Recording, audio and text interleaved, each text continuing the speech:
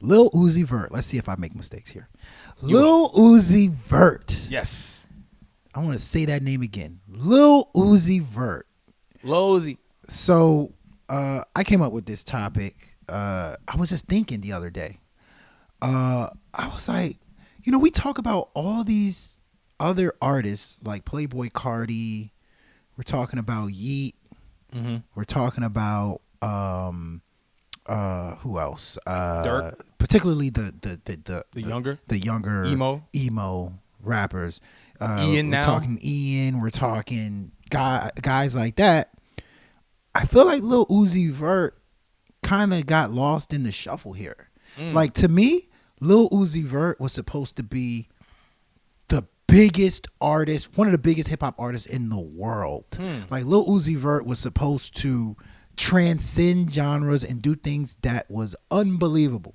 Like, I still remember hearing EXO Tour Life for the first time and saying like, yo, dog, this is amazing. And I just feel like, every year we're like, oh, this is about to be the one. This is about to be the album that puts them in another stratosphere, puts them in another stratosphere. There you go. And it just comes and goes. And then you're like, okay, another album. He's about to do something crazy. He did it again. They're about to do something crazy. We got to have a counter at the bottom of the screen. Yeah, exactly. Let's have a counter at the bottom of the screen. They're going to do something crazy. I apologize. It's fun. It's funny, but not funny. We got to be respectful. Sure. But, so to me, I'm just like, at a certain point, maybe that's even the bigger discussion here. At a certain point, when do you say, all right, this person just is not quite living up to expectations? Like, we've had to say that about, NBA players. At a certain point, I'm like, yo, this player is good. This player, I used to, for instance, OJ Mayo. I used to be like, OJ Mayo is like a beast. Just give him another year. Like, nah, let him get the keys to Memphis, And at a certain point, I had to give up. Like, yo, nah, it's not. This is just not. It's just not gonna happen, right? At a certain, not saying that Lil Uzi Vert has accomplished a lot, and Lil Uzi Vert is an amazing artist. Yep. But am I tripping for thinking that like he hasn't met or they haven't met the expectations here? Am I tripping? I don't think you're tripping. I'll say no. You're not tripping. Okay. Interestingly enough, though, I have to say this. Isn't it interesting how I feel like we talked about this maybe on a previous show a long time ago, but I'm going to bring this back up now. And it's the fact that, artists benefit a lot more than we actually give sort of credence and credit from when they attach themselves to a group or a collective.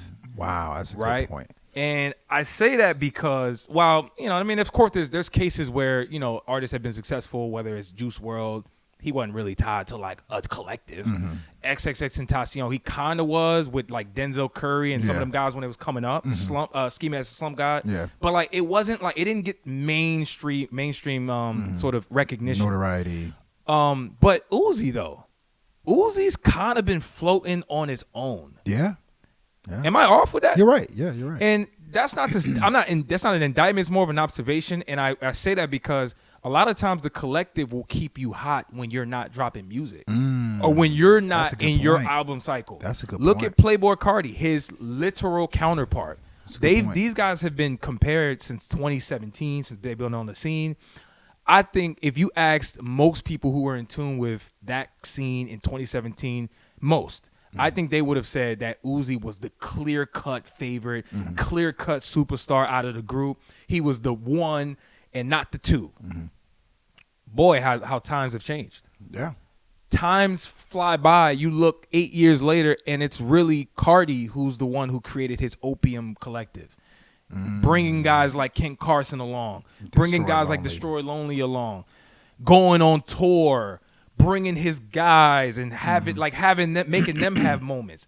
I think that's something that Uzi has actually lacked on a bit.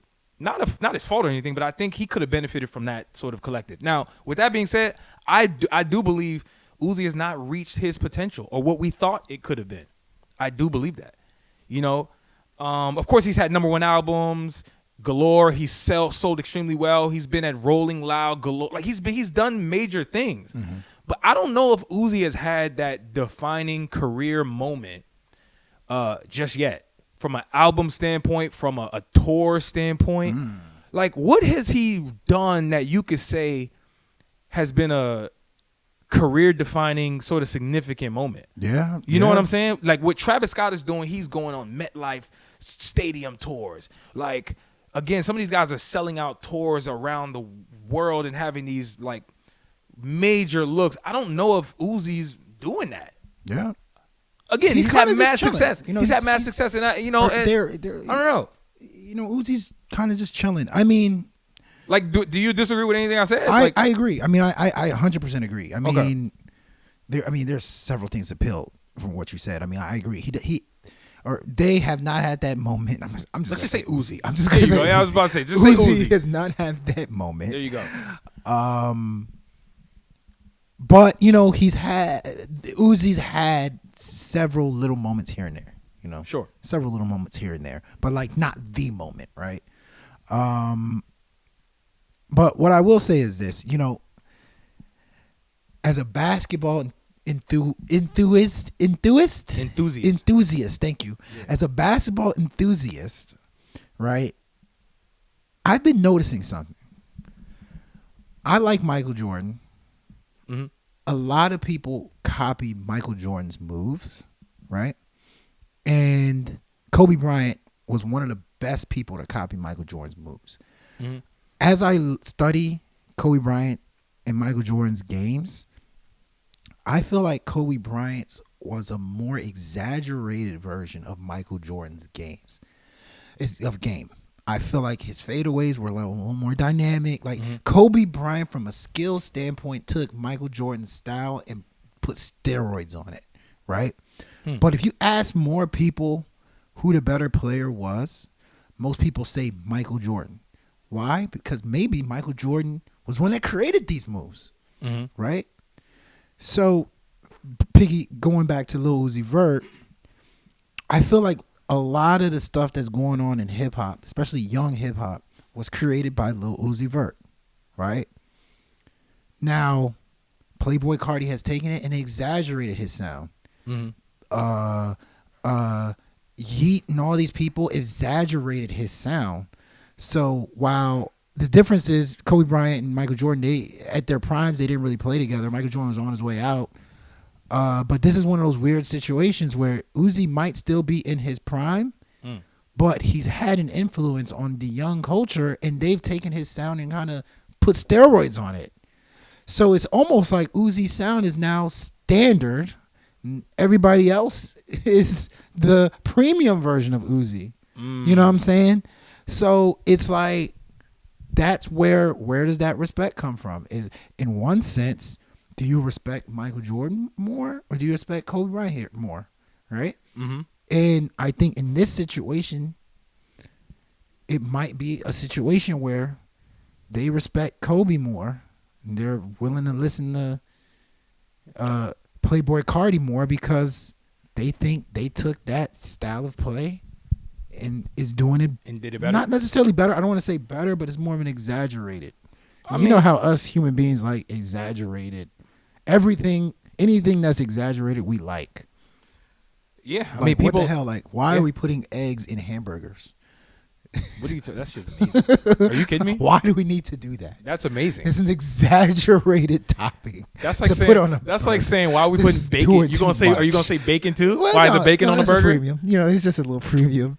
But right. I mean, that's what I think Uzi is falling into that, and therefore I think if you hear him in interviews, he's constantly saying, "I'm gonna create a new sound. Right when I come back, I'm gonna create a new sound." Uzi's always like, "Yo, you know, I play with Jersey Club. You know, I play with this. The next thing is gonna be next level. Y'all not gonna even know." I think he's aware that people has taken Uzi's sound and they're kind of doing what they want to do with it, and it's kind of stale. I get what you're saying. You know Look, I will. That's a hard place to be in. I hear what you're saying, and I will. you say the word exaggerate. Which, by the way, I would actually use the word enhance. Enhanced. Okay. They actually, a lot of these dudes, enhanced. They done enhanced his sound. I'm not sure. I like what Uzi does. Okay. I like what Uzi does. I'm not sure I say I love what everybody else is doing. Okay. But what I will say, I did want to mention, everybody. You know what makes me a little angry, a little annoyed about music, is that everybody says you should reinvent yourself. You need to reinvent yourself. That's really hard to do. We're going to get to that too. That's actually kind of at the heart of the next topic in a sense. But anyway. Yeah, but anyway. No, it is. It is hard to do. But the best artists are the ones who achieve it. Think about it. Go across genres. Yeah.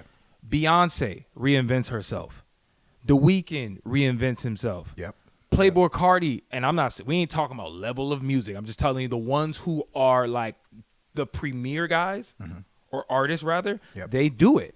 Kanye reinvents himself. Kendrick reinvents himself. I would even argue Drake to a certain extent reinvents himself. Tyler the Creator. The list goes on. Like I think it's a requirement, damn near. Taylor Swift reinvents herself. Yep. Like everyone does it, and I think Uzi tries to do it, and he actually does do it. And I do like your point about the sort of like people still in his swag and his style, and they kind of ran off with it, and maybe they're getting more recognition than he is. But dude, did Uzi do anything wrong to halt his progress, if you will? Because essentially what we're saying is, if he has not reached what we thought his potential was going to be, why didn't that happen? Could it have been anything he did? Because I don't think it's something he did. You don't think so? I don't think it's something Uzi did. I honestly, sometimes I think about it and I'm like, when the height of Uzi's curiosity was Love Is Rage 2 to me. When Love Is Rage 2 came out in 2017, bro, that Uzi was smoking. Yeah. His next album was Eternal Atake, if I'm not mistaken. Eternal Atake. I feel like that was a cult classic. I don't feel like people appreciated that one. That was a great album. I loved it. And I know you did too. And a lot of people did. But I don't feel like that album got the recognition that he was going for. I don't believe it.